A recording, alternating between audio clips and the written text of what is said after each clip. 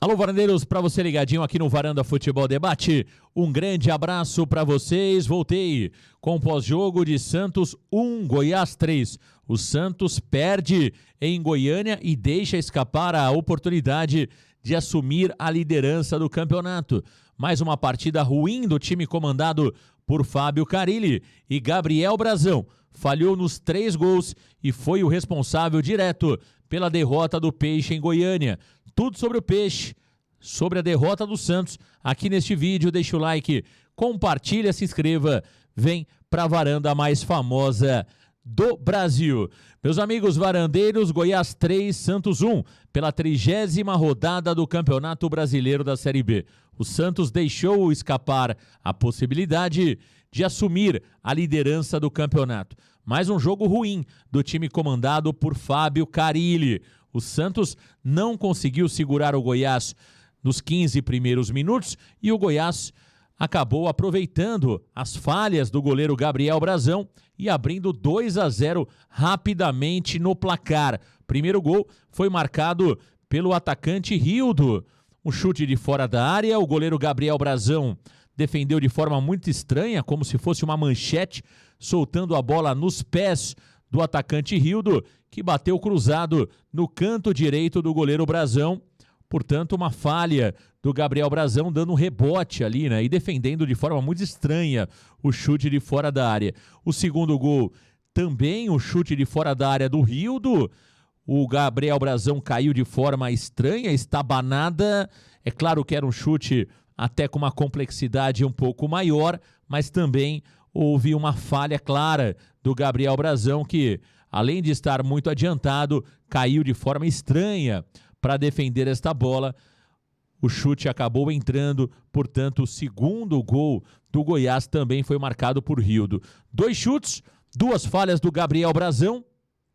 O jogo estava até certo ponto equilibrado, mas com as falhas do goleiro Brazão, o Goiás acabou se aproveitando e abrindo rapidamente 2-0 no placar. O Santos iria diminuir o marcador num pênalti bem marcado pelo árbitro Marcelo de Lima Henrique. Uma cabeçada do Sherman, a bola acabou batendo no braço do Sander, o braço estava aberto na grande área.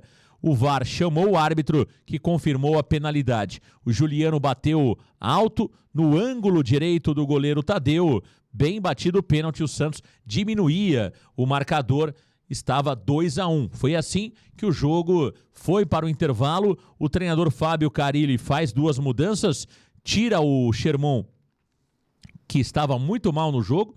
Mais uma vez o Sherman tomou um baile ali pelo lado direito da defesa. O Rildo deitou e rolou por aquele lado, e também ele tira o Otero, que foi muito mal, e coloca o Nátio La Quintana. Portanto, o Rodrigo Ferreira e Nátio La Quintana entraram no intervalo. O Nátio fez um jogo horroroso, um jogo muito ruim, mais uma vez, do uruguaio. O Rodrigo Ferreira até que foi um pouco melhor que o Sherman, que fez uma péssima partida. Depois o treinador Fábio Carille ainda colocaria o Serginho, o Furti e também o Pedrinho, mas mesmo com tantas mudanças, o Santos não conseguiu melhorar o seu desempenho e ainda acabou tomando o terceiro gol marcado pelo jogador Wellington Matheus, né? Ali na entrada da grande área ele bateu. E claro que o Gabriel Brazão ainda tentou fazer a defesa, mas também, na minha opinião, falhou, né? Gabriel Brazão ali com o braço mole, acabou espalmando para o fundo da rede. Realmente uma noite para ser esquecida pelo Brazão nessa derrota do Santos por 3-1 para o Goiás. O Brazão foi muito mal, mas é importante destacar, né, que o Brazão tem 23 partidas com a camisa do Santos. E é a primeira vez que o Brazão falha diretamente e impacta o resultado. Portanto, é claro que o torcedor do Santos está aborrecido, está chateado, e muitos vão entender que o Brazão não tem condições de jogar no Santos. A gente sabe como é o torcedor. Muitas vezes o torcedor vai pelo lado somente da emoção. Mas pelo lado da razão, é preciso, claro, dizer que o Brazão sim falhou, sim foi muito mal, sim foi o responsável direto pela derrota do Santos, mas também é preciso destacar que não dá para cravar ou não dá para decretar o fim da era Brasão, por conta de um jogo, por conta de um resultado. O Brasão, volta a dizer, em 23 partidas, é a primeira vez que o Brasão falha e impacta diretamente o resultado. Tiveram alguns erros do Brasão em jogos anteriores, até gols discutíveis, se era defensável, se não era, mas falha clara são as primeiras do Gabriel Brasão que culminaram em gols de adversários. Então, é preciso ter muito cuidado na análise com Gabriel Brasão.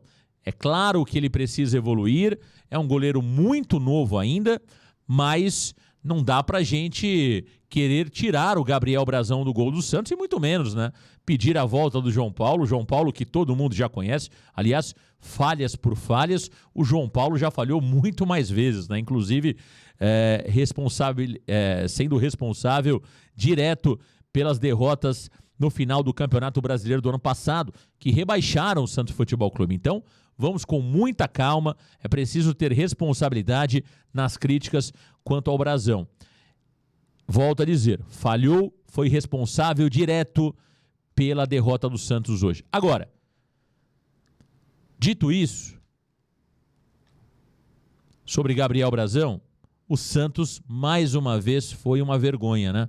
O treinador Fábio Carille, que teve 9 dias de descanso, 9 dias de treinamento, não conseguiu, mais uma vez, trazer absolutamente nada de interessante para o jogo de hoje.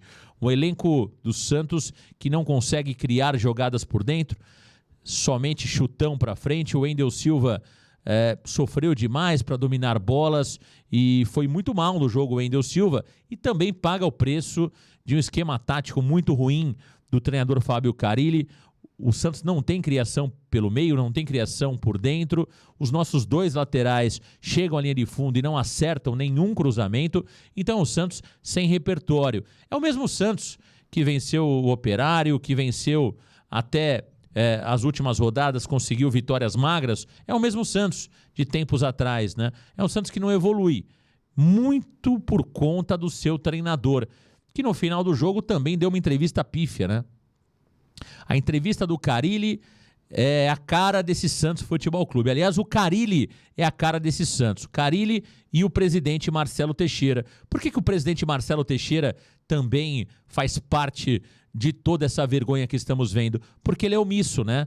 Ele aceita o Carille se arrastar no comando técnico do Santos e ainda elogia, como elogiou o Carille na última coletiva, né? Falando que o trabalho é muito bom, falando que os números do Carille são números interessantes, que o trabalho realmente mostra a competência do Carille e das pessoas que fizeram esse planejamento.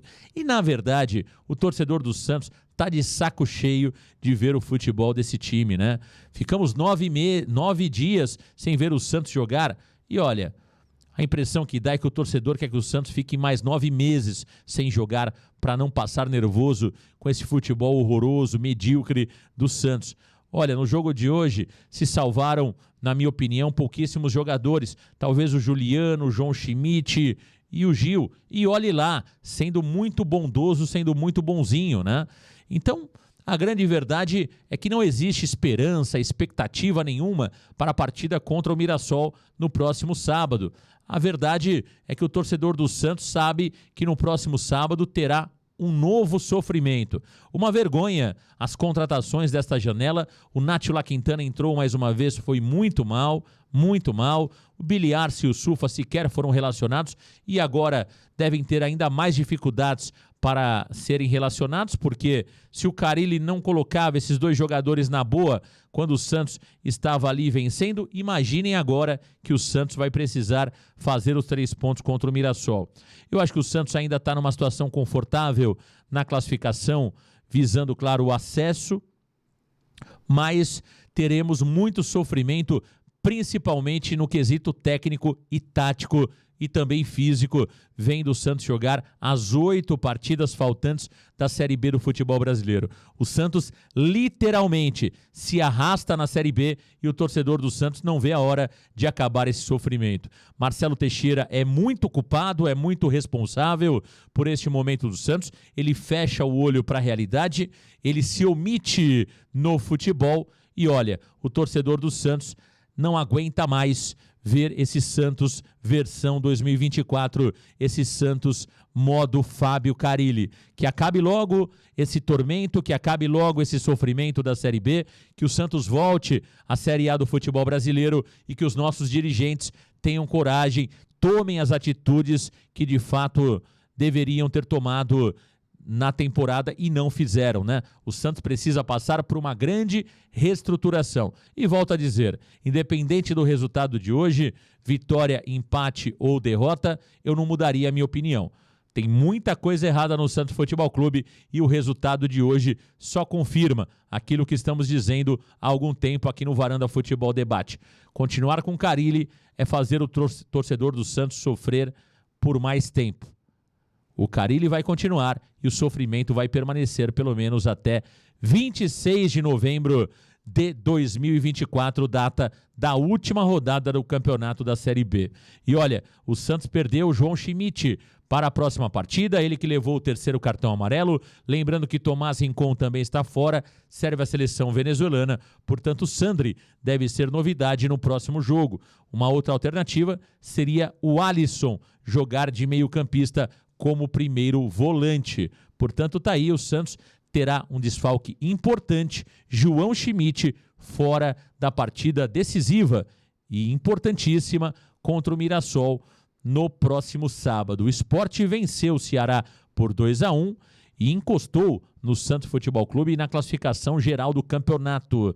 E o Mirassol, lembrando que é o adversário do Santos na próxima rodada, se vencer o Santos, empata em número de pontos com o Peixe. Olha, a Série B que tá gostosinha, como diria o treinador Fábio Carille, pode ficar complicada na reta final se o Santos bobear.